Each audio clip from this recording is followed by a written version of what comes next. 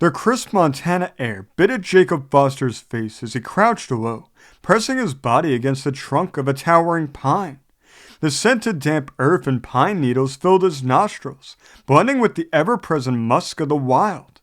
He steadied his breathing, listening intently to the forest sounds around him, the rustling of wind through the branches, the distant call of a raven, and the occasional crack of twigs beneath the weight of some unseen creature. Jacob was no stranger to the wilderness. A seasoned hunter, he had spent the better part of his life tracking elk, deer, and the occasional mountain lion through these very woods, but nothing had prepared him for the beast he had encountered today. He and his three companions, Warren, Sam, and Elliott, had set out from their campsite before dawn, spreading out to cover more ground. They were hunting elk, their rifles slung over their shoulders as they moved through the dense underbrush. The group had agreed to meet back at a designated spot by midday, but Jacob, always the lone wolf, had wandered further than intended. It was then that he stumbled upon something he hadn't been looking for: a massive grizzly bear. The encounter. Jacob had been following the trail of an elk when he noticed something off. The track suddenly stopped, replaced by deep gouges in the earth and a patch of bloodied fur. His instincts screamed at him to turn back, but curiosity got the better of him. He moved cautiously, rifle raised, scanning the trees for movement. That was when he saw it. The bear was enormous, easily pushing 900 pounds, with a coat of thick, matted fur that gleamed in the silvers of the sunlight piercing through the canopy. It was hunched over, its massive paws digging into the remains of the elk Jacob had been tracking. The beast had killed it, likely only moments before, and was now feasting on its prize. Jacob's heart pounded as he considered his options. He could back away, return to his companions, and avoid a fight that wasn't his to win. But something in him, the old hunter's pride, the thrill of the challenge, kept him rooted in place. He had faced wolves before, even a mountain lion once, but never a bear. If he took it down alone, he'd earn a story worth telling for the rest of his life. And so, gripping his rifle tight, Jacob made his choice: the battle. He raised his weapon, lining up the sights with the bear's massive frame. The shot rang out like thunder in the silent woods, echoing through the trees.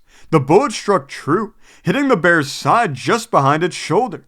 But instead of dropping, the beast let out an earth-shaking roar and whirled toward him.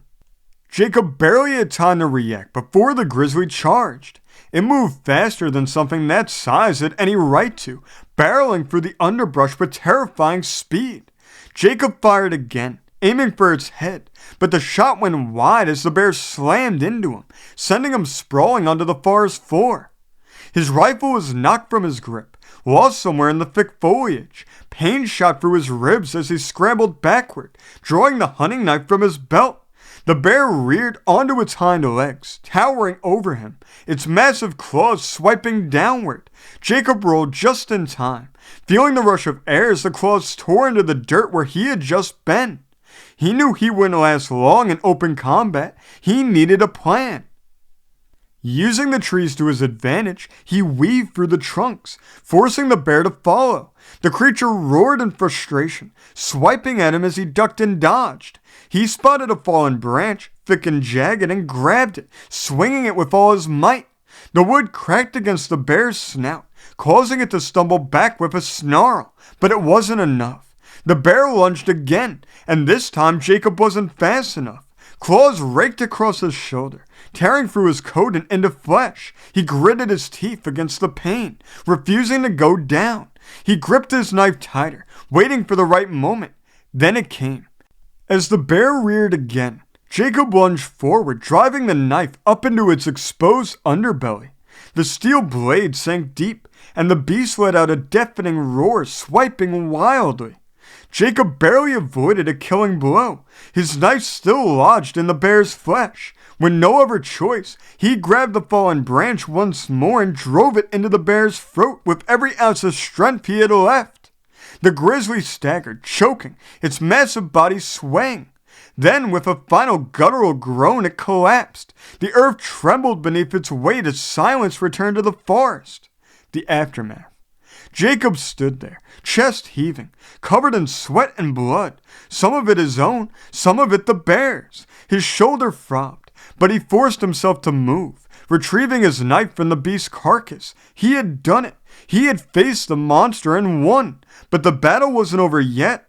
It took every ounce of strength he had to begin skinning the bear, cutting through thick fur and muscle. The work was slow and grueling, but he refused to leave without proof of his victory. By the time he was finished, exhaustion threatened to drop him where he stood. Still, he pushed forward. He slung the massive pelt over his back, staggering under its weight, and began the long trek back to camp. Every step was agony, but he pressed on, driven by the thought of his companions' reactions when they saw what he had done. The return. By the time he reached the meeting point, the sun was dipping below the horizon, casting the sky in hues of orange and purple. He could hear the distant voices of Warren, Sam, and Elliott before they saw him. When he finally emerged from the trees, dragging the bear's pelt behind him, their faces twisted in shock. "Holy hell," Elliott muttered, stepping forward. "Tell me that ain't what I think it is." Jacob let the pelt drop, wiping blood from his brow. "It was either me or the bear," he said, his voice hoarse. Warren let out a low whistle. "You killed it? Alone?" Jacob nodded. For a long moment, the three men just stared at him, their disbelief slowly morphing into admiration. Then Sam clapped him on the back, shaking his head. "Incredible, Jacob. If I hadn't seen this with my own eyes, I would have never believed it." That night, as they sat around the fire, Jacob recounted the battle in full detail, his companions hanging on to every word. They drank to his victory, their laughter and voices echoing through the Montana wilderness. And when they returned to town a few days later, with the bear's massive pelt draped over their pack horses, Jacob Foster became a legend. Thanks for tuning in to Fireside Stories. If you want even more stories, remember before you leave to subscribe and hit the like button. And we'll catch you the next time that we all meet around the fire.